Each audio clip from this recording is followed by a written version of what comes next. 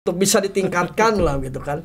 Ini jangankan pas-pasan, jangankan lebih, bahkan kurang dari garis kecukupan. Abang ingin menyalahkan siapa?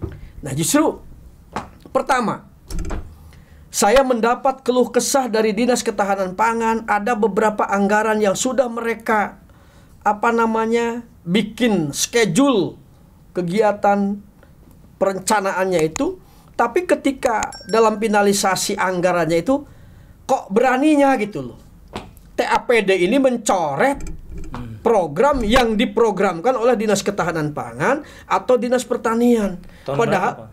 ini tahun ini 2023. Persoalan pangan adalah persoalan yang sangat strategis.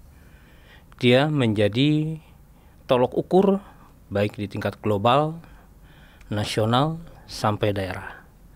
Karena persoalan pangan menjadi salah satu bagian terpenting dari bagaimana aktivitas, kesehatan, kreativitas dari satu bangsa mampu menuju satu peradaban yang diinginkan. Nah, sahabat Banten Podcast, sudah hadir di studio kami tamu yang kami hormati. Beliau adalah Wakil Ketua Komisi 2 yang memang bertanggung jawab terhadap persoalan pangan di Banten, Yoyon Sujana SE. Assalamualaikum Bang. Waalaikumsalam warahmatullahi wabarakatuh. Assalamualaikum Bang? warahmatullahi wabarakatuh, warga masyarakat se-Banten. Kabar saya alhamdulillah baik. Terima kasih, silakan lanjut Bang. Ini menjelang 2024 nih sibuk terus Abang. Keliling terus kayaknya. Kalau persoalan keliling, saya dari waktu ke waktu sejak dilantik jadi anggota DPR tak pernah terlena saya. Selalu turun ke bawah menyapa warga masyarakat, mengapresiasi kegiatan-kegiatan masyarakat dalam bentuk apapun, dan saya sangat aspiratif terhadap apa yang mereka sampaikan. Betul, Bang. Dan saya bersifat jemput bola. Ini Abang ini sosok wakil rakyat, memang kelihatannya dekat dengan masyarakat. Insya Allah. Jadi kelihatannya paham nih dengan persoalan-persoalan yang ada di lapangan. Nah Bang, dalam sesi diskusi ini ada 3 pertanyaan besar yang akan saya ajukan ke Abang. Boleh. Berkaitan dengan persoalan ketahanan pangan di Banten. Yang pertama, saya coba melansir data dari analisis ketahanan pangan Kementerian Pertanian yang dibuat di tahun 2002. Nah, skala dari prevalence of undernourishment atau prevalensi dari ketidakcukupan konsumsi pangan. Dalam laporan itu dikatakan bahwa tingkat proporsi masyarakat yang kekurangan konsumsi pangan atau gizi yang diukur dari asupan energi minimum untuk dapat hidup sehat dan beraktivitas terhadap populasi penduduk secara keseluruhan di Banten itu dari tahun 2019 sampai 2020 tidak pernah beranjak dari ukuran sangat rendah, rendah, sangat rendah, dan rendah. Nah, nilainya hanya 2, sekian persen. Gitu Bang. Artinya kan menunjukkan bahwa masyarakat Banten sebetulnya dari 2019 ini gizinya itu atau asupan konsumsi pangannya memang di bawah garis kecukupan dari sebuah proporsi kecukupan. Saya ingin komentar Abang terkait hal ini. Terima kasih Bang dan kru Banten Podcast yang telah pada kesempatan ini menemani saya untuk bersua dengan seluruh warga masyarakat Provinsi Banten tanpa terkecuali, wabil khusus dalam proses ketahanan pangan. Beberapa waktu yang lalu, saya dengan Kepala Dinas Ketahanan Pangan dan jajarannya melakukan kegiatan di kantor kecamatan Keroncong, Kabupaten Pandeglang. Dengan tema yang diangkat bahwa di situ gerakan sadar konsumsi pangan beragam, bergizi dan aman B2SA. Di sana mempunyai jargon atau yel-yel. Mencegah stunting itu penting. Jadi masyarakat dari tingkat bawah, saya bicara dari bawah dulu bukan dari atas, sudah mempunyai semboyan bahwa mencegah stunting itu penting. Nah, artinya masyarakat lapisan bawah ini udah siap siaga untuk memperbaiki diri, memperbaiki gizi, mengikuti program pemerintah, apapun yang nyampe ke sana. Ya. Artinya, tinggal keseriusan pemimpin sesuai dengan tingkatan. Taruhlah saya sekarang sebagai anggota DPRD Provinsi Banten, periode kedua, dan saat ini sebagai Wakil Ketua Komisi 2, yang mitra kerjanya diantaranya Dinas Ketahanan Pangan, Pertanian, Perindustrian, Perdagangan, dan Koperasi, juga ekonomi. Sehingga Komisi 2 itu secara global adalah yang membidangi perekonomian rakyat. Keseriusan yang diharapkan oleh masyarakat paling bawah itu ya tentu dari persoalan bagaimana pemerintah daerah provinsi, kabupaten kota, khususnya Pandeglang yang stuntingnya ternilai terdata tertinggi di Banten, ini harus seperti apa? Nah, sebelum saya dengan Dinas Ketahanan Pangan turun ke masyarakat langsung, dengan beberapa kelompok masyarakat yang kita undang di kantor Kecamatan Keroncong itu, saya dan teman-teman Komisi 2 telah melakukan bagaimana caranya, katakanlah studi banding atau koordinasi ke provinsi lain untuk mengatasi stunting. Ternyata di daerah lain itu, ketika diketahui salah satu kampung, salah satu desa, salah satu kecamatan, salah satu kabupaten terkategori contohnya lah Pandeglang tertinggi stuntingnya, maka OPD, dinas-dinas yang ada di tingkat provinsi itu secara keroyokan melakukan penanganan terhadap daerah yang terindikasi stuntingnya tinggi, atau ada stunting lah, atau ada gizi buruk lah, atau gizi pas-pasan untuk bisa ditingkatkan lah gitu kan. Ini jangankan pas-pasan, jangankan lebih, bahkan kurang dari garis kecukupan. Abang ingin menyalahkan siapa? Nah, justru pertama, saya mendapat keluh kesah dari Dinas Ketahanan Pangan, ada beberapa anggaran yang sudah mereka bikin schedule kegiatan perencanaannya itu, tapi ketika dalam finalisasi anggarannya itu kok beraninya gitu loh, TAPD ini mencoret program yang diprogramkan oleh Dinas Ketahanan Pangan atau Dinas Pertanian. Padahal ini tahun ini 2023. Nah, maka dengan demikian silsilah atau wasilah kita melakukan bincang-bincang, atau dengan nama keren kita melakukan podcast biar didengar oleh masyarakat Banten, bahwa kami wakil rakyat sudah bekerja maksimal untuk menangani bagaimana rakyat agar sehat. Bang, sebentar, saya ingin mencoba menggarisbawahi lagi. Oke. Maksud abang, TAPD di tahun ini mencoret anggaran untuk kepentingan di Dinas Ketahanan Pangan, kepentingan pengentasan stunting, itu menghilangkan dana untuk mereka. Nah, secara khusus tidak serta-merta mencoret untuk penanganan stunting. Tapi setidaknya ketika Dinas Ketahanan Pangan yang telah semua tahu tupoksinya, artinya untuk menyelamatkan pangan, untuk menciptakan pangan, dari mulai pangan cukup, pangan bergizi, dan pangan istilahnya nggak ada terkecuali. Seharusnya Dinas Ketahanan Pangan ini jangan sampai dicoret anggarannya apapun bentuknya. Yang abang maksud TAPD provinsi? Ya betul, TAPD provinsi. Mudah-mudahan nanti didengar oleh Pak PJ Gubernur bahwa program yang diprogramkan oleh Dinas Ketahanan Pangan dan Pertanian ini mohon jangan sampai dipangkas. Artinya apa, Bang? Artinya ketika program yang diciptakan oleh dinas terkait untuk menangani persoalan ini biar mencukupi segala persoalan untuk mengatasi persoalan pangan. Artinya kasus stunting ini kemudian menjadi terbengkalai? Ya, saya katakan tadi bahwa di provinsi lain bersifat keroyokan.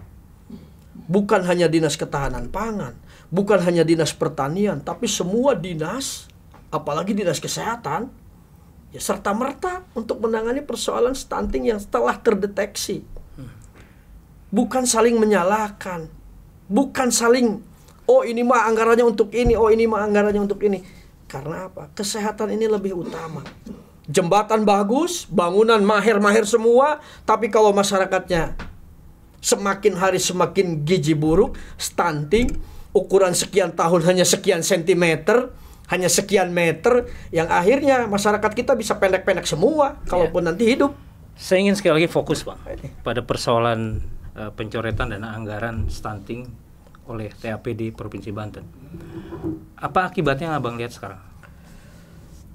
Saya katakan sekali lagi, pemotongan anggaran itu tidak tupoksi kepada untuk penanganan stunting.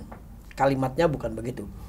Tapi program yang telah dibuat oleh Dinas Ketahanan Pangan yang tentu menjadi ujung tombak untuk melakukan pangan sehat, pangan bergizi. Nah, ini jangan sampai dipotong. Dan sekarang sudah dipotong? Sudah dipotong, sudah diefisiensi katanya kan. Harusnya kan disuburkan. Nah, maksud Abang kaitan dengan stunting?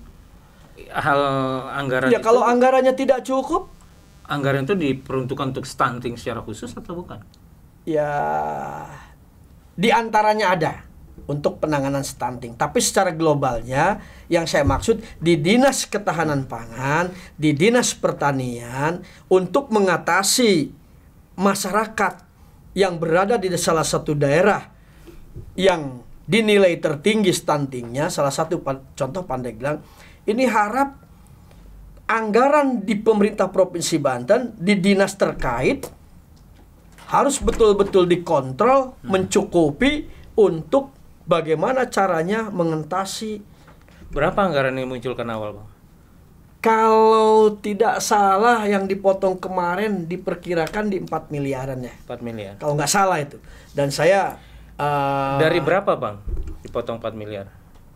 Saya secara rincinya kurang lebih mengetahui jumlah anggarannya, akan tetapi pada saat kami rakor bahwa Kepala Dinas Ketahanan Pangan, Dinas Pertanian dan sebagainya menyampaikan bahwa ada efisiensi di dinas ini sekian miliar, dan pada akhirnya kita panggil waktu itu Pak PJ Sekda dengan TAPD dan mereka menyampaikan sebetulnya anggarannya ada, tapi kata istilahnya ini dulu pakai, ini nanti. Nah, ketika ini pakai, ini nanti, kalau judul anggaran pengalokasiannya umpamanya yang ini anggarannya juga ada di sini, mau bagaimana mereka pakai? Bang, saya ingin satu ketegasan kalimat dari Bang Yoyon. Dengan peristiwa itu, Abang melihat bahwa Pemprov Banten tidak pro pada upaya bagaimana mengentaskan atau mencegah stunting. Kalau dilihat dari semangatnya, semua semangat untuk mengatasi stunting. Tapi kalau dilihat dari sisi faktor anggaran di dinas terkait, ini ada keanehan. Ada keanehan. Kenapa gitu loh? Kok diefisiensi atau dipotong anggaran di Dinas Ketahanan Pangan dan di Dinas Pertanian? Abang tidak melihat satunya kata dengan perbuatan?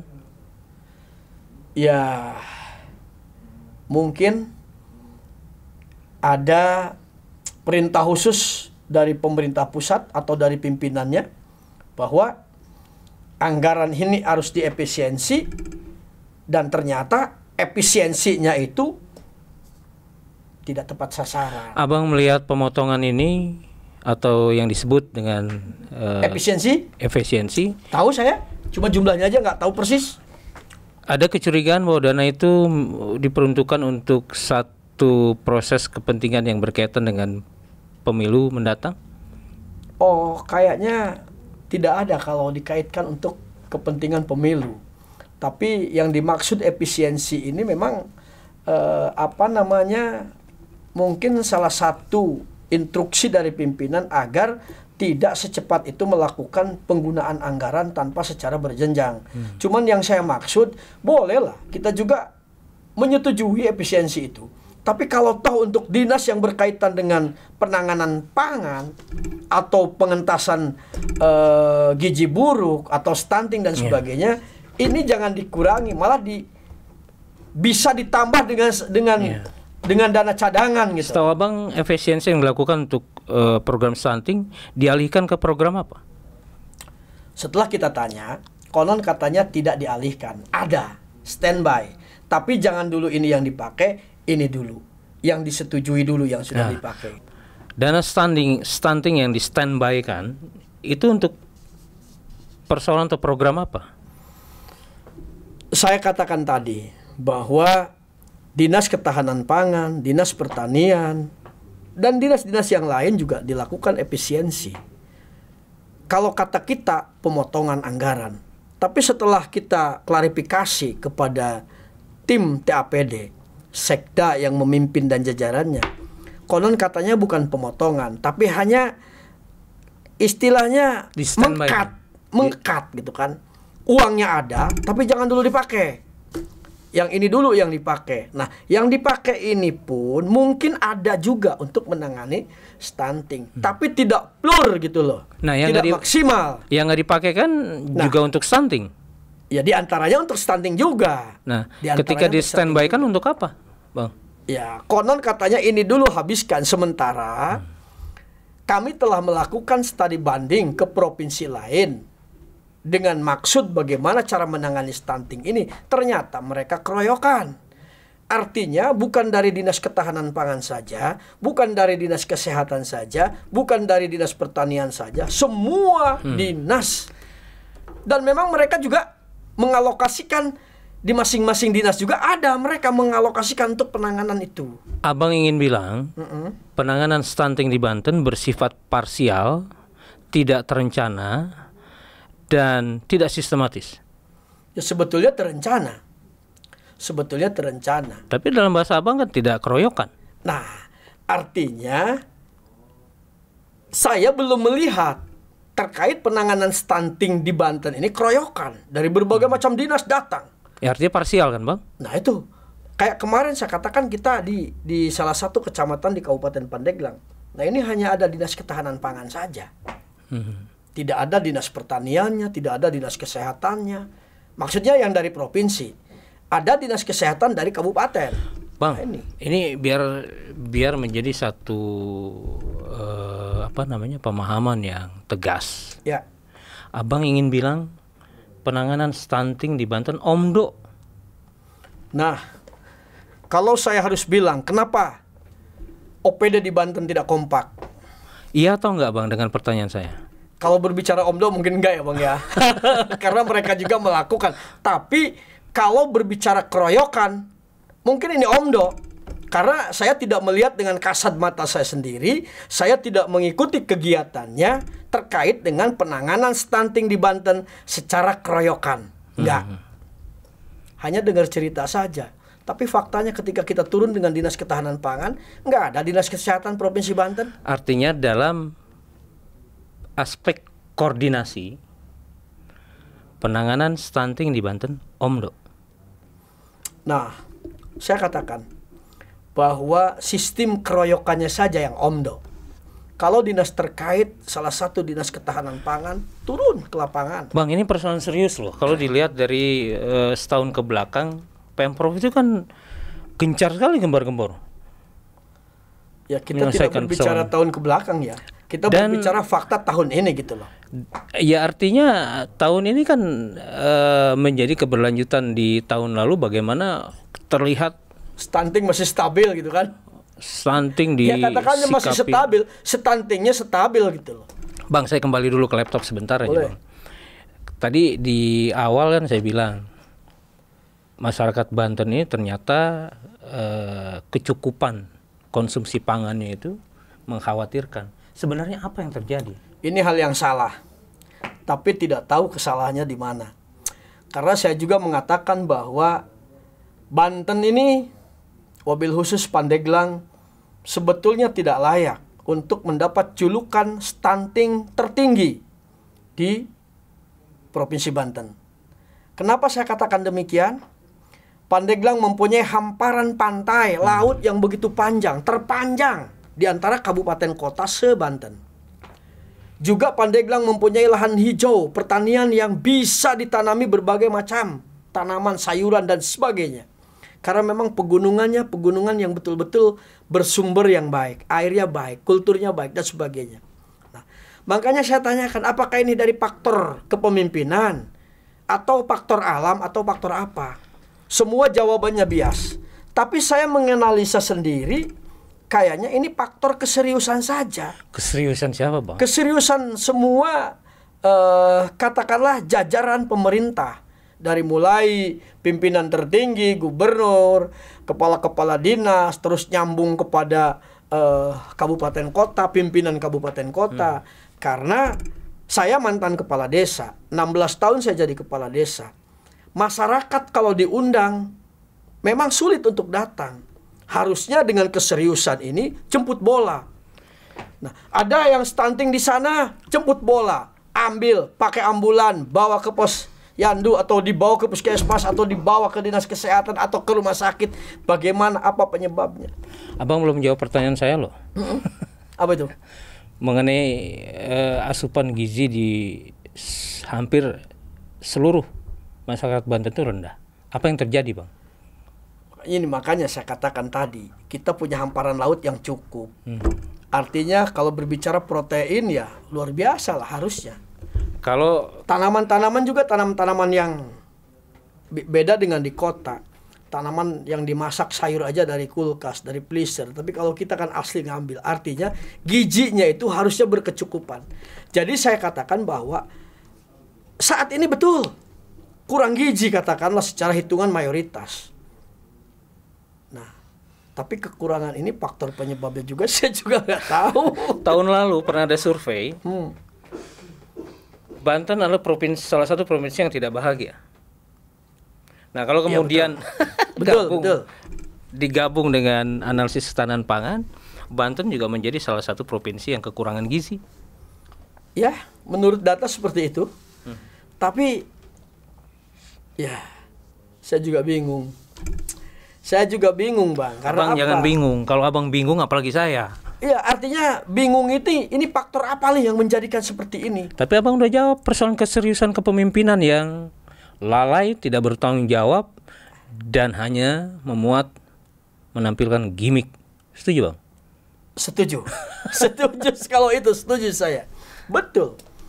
Karena mustahil sih. Kalau serius semua, bagaimana menciptakan masyarakat Banten ini sehat, yakin akan bisa berada di atas garis kecukupan. Bukan di bawah garis kecukupan. Ini sedikit saja faktor keseriusan. Maka dengan demikian saya berharap Pemprov Banten dengan berbagai macam kalangan, wabil khusus 3 lembaga besarnya, legislatif, eksekutif, dan yudikatif, yuk kita bersama-sama ciptakan masyarakat Banten yang sehat, yang bergizi. Karena Bang, memang mumpuni. Siapa yang tidak serius? PJ Gubernur, OPD, atau DPRD? Atau ada di luar itu? Kalau berbicara personal, enggak, Bang, saya nggak bicara personal. Kelembagaan loh ini, Bang. ya artinya kalau berbicara personal, artinya lembaga DPRD umpamanya, atau eksekutif umpamanya, nggak bisa. Ini oknum-oknumnya saja. Nah, dengan yang saya katakan oknum-oknumnya saja, berarti hal ini bisa dibina, dipantau langsung oleh PJ Gubernur kalau sekarang. Maka dengan demikian Pak PJ Gubernur biar serius ini mengawasi, ya katakanlah. Maksud abang PJ Gub nggak serius menangani stunting? Bukan PJ-nya ini, oknum-oknumnya saja. Yang saya katakan di sana keroyokan, kok di sini enggak. Nah, tinggal Pak PJ Gubernur melihat dinas mana nih yang tidak melakukan kegiatan untuk menangani stunting. Apa namanya? Ketahanan pangan sudah. Dinas pertanian iya, dinas kesehatan juga nggak saya lihat. Bang, karena saya janji dengan sahabat Banten Podcast ada 3 persoalan yang ingin saya ajukan. Yang kedua saya ingin tanggapan abang nih. Undang-Undang 18 2012 tentang pangan dan PP 17 2015 tentang ketahanan pangan dan gizi mengamanatkan pusat dan daerah untuk membangun sistem informasi pangan dan gizi secara terintegrasi dengan baik. Abang bisa ceritakan sistem informasi pangan dan gizi di Banten? Seperti Ya, apa? saya sendiri mengatakan bahwa bisa dikategorikan kalau versi saya sebagai Wakil Ketua Komisi 2 DPRD Provinsi Banten yang mitra kerjanya diantaranya Dinas Ketahanan Pangan, Pertanian, Kelautan, Peternakan, Perikanan, Kehutanan, Perkebunan, dan Koperasi juga UMKM. Saya sampai hari ini belum mendapatkan laporan berkala terkait dengan informasi penanganan pangan. Abang ingin bilang bahwa sistem informasi yang saya maksud tidak ada di Banten? Mungkin ada, tapi saya tidak tahu. Karena belum disampaikan secara tertulis ke lembaga yang jelas terkait dengan persoalan pangan itu, gizi buruk atau gizi bagus, atau stunting dan sebagainya, adalah Komisi 2. Dan saya sebagai Wakil Ketua Komisi 2 belum pernah mendapatkan laporan secara berkala. Oke, abang nih ngeri-ngeri sedap. Pinjam istilah ngeri-ngeri sedap. Artinya kalau tidak ada, abang sendiri tidak tahu sistem informasi seperti itu, bagaimana kita punya ukuran, bagaimana kita punya sebuah Banten ini gagap informasi terhadap persoalan pangan dan gizi? Kalau saya lebih idealnya mengatakan bahwa eksekutif sampai hari ini belum menyampaikan laporan berkala terkait keberhasilan atau ketidakberhasilan penanganan stunting kepada lembaga DPRD Provinsi Banten. Dari analisa abang, penanganan stunting ini sudah dianggap berhasil atau stuck? Belum. Abang punya data berapa prevalensi stunting di Banten sekarang? Kalau data secara otentiknya, saya katakan tadi, dinas atau jajaran eksekutif belum melaporkan secara rinci kepada lembaga DPRD Provinsi Banten, wabil khusus ke mitra kerjanya adalah Komisi 2. Karena menurut Jadi karena tidak menyampaikan laporan secara real, ya kita tidak tahu jumlah stunting. Hanya judulnya saja di Justice oleh pemerintah Provinsi Banten, se-8 kabupaten kota ini Pandeglang yang tinggi stuntingnya. Oke bang, saya sempat baca di beberapa media dan itu tahun lalu, memang tidak ada yang dimaksud penurunan stunting itu sampai pada tingkat prevalensi berapa. Yang ada adalah target dari penurunan, gitu loh. Nah kalau sudah bicara seperti ini kan kita juga sekarang nggak tahu sudah sampai mana turunnya dari stunting itu, gitu Pak. Ya jujur saya katakan, saya juga baru 1 kali turun dengan Kepala Dinas Ketahanan Pangan langsung ke Kecamatan Keroncong. Oke bang, saya coba penuhi janji dulu kepada sahabat penonton podcast. Ada satu lagi pertanyaan yang saya harus ajukan ke abang. Nah, pada persoalan tingkat kerawanan pangan atau food insecurity experience skala dari tingkat kerawanan pangan, abang melihat tingkat kerawanan pangan di Banten itu rendah, sedang atau tinggi? Kalau yang saya tahu, tingkat kerawanan pangan di Banten ini tinggi. Tinggi bang? Tinggi. Apa indikatornya?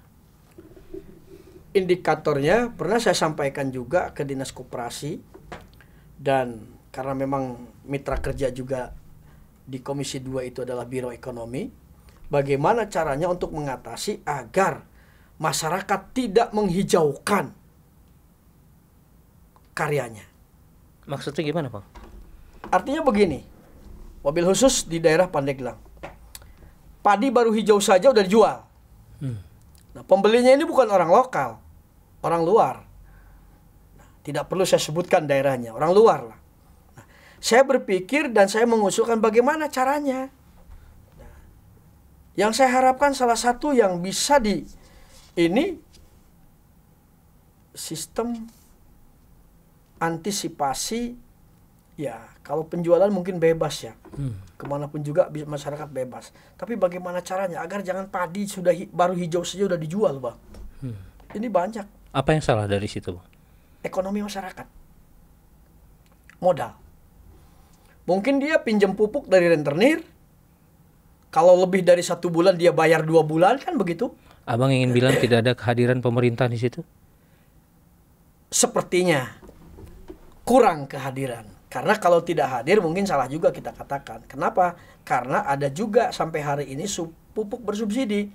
Akan tetapi tepat sasaran dan tidak, mungkin itu juga Allahu alam. Yang jelas belum ada upaya kepada masyarakat untuk tidak menjual padi ketika masih hijau. Artinya sebaiknya masyarakat itu menjual padi hasil panennya setelah dipanen. Oke. Nah ini. Jadi mohon keseriusan pemerintah untuk mengantisipasi itu, ya tidak lain memberikan modal kepada mereka. Jangan mereka punya modal dari rentenir. Itu Bang. Bang, kita dibatasi oleh waktu. Oke. Dan saya ingin konfirmasi terakhir ya Abang. Abang punya solusi terhadap persoalan pangan di Banten? Doakan. Saya akan menyampaikan dan akan dirapatkan di komisi. Kita akan minta laporan secara berkala terkait dengan penanganan stunting pertama. Kedua, saya akan kembali melakukan rakor dan akan meminta solusi yang beberapa waktu lalu disampaikan bagaimana caranya menangani persoalan ini. Apakah bisa atau tidak, nanti kita mohon tanggapan. Kenapa? Karena di daerah Karawang saja, ya ini saya contohkan daerah Karawang, karena kita melakukan kunjungan kerja ke sana. Nah, cara mengatasi masyarakat untuk tidak terlilit rentenir, mereka memperbanyak koperasi dan dilakukan peminjaman modal atau pemberian modal, sehingga mereka bisa berkarya dengan modal apa adanya melalui dinas koperasi, melalui koperasi-koperasi yang ada, kelompok-kelompok UMKM yang ada, dan mereka bisa hidup tanpa pinjam dari rentenir. Nah, kenapa tidak Banten pun bisa seperti itu? Jangan sampai melarang, katakanlah bank keliling tapi solusinya tidak ada. Nah, mereka melarang bank keliling tapi solusinya ada. Ada pembinaan, ada pemberian modal, ada hibah, ada pinjaman. Jadi mereka bebas dari hayalan untuk mendapatkan modal atau pinjam uang dari hal-hal itu. Oke. Sahabat, tentu saja kita harus bersyukur bahwa kita masih punya wakil rakyat yang berani bicara tegas, keras untuk kepentingan masyarakat. Doakan selalu supaya narasumber kita, Bang Yoyon, tetap terpilih. Amin. Di pemilu mendatang untuk menyuarakan kepentingan masyarakat di Banten. Terima kasih. Assalamualaikum warahmatullahi wabarakatuh. Waalaikumsalam warahmatullahi wabarakatuh. Terima kasih.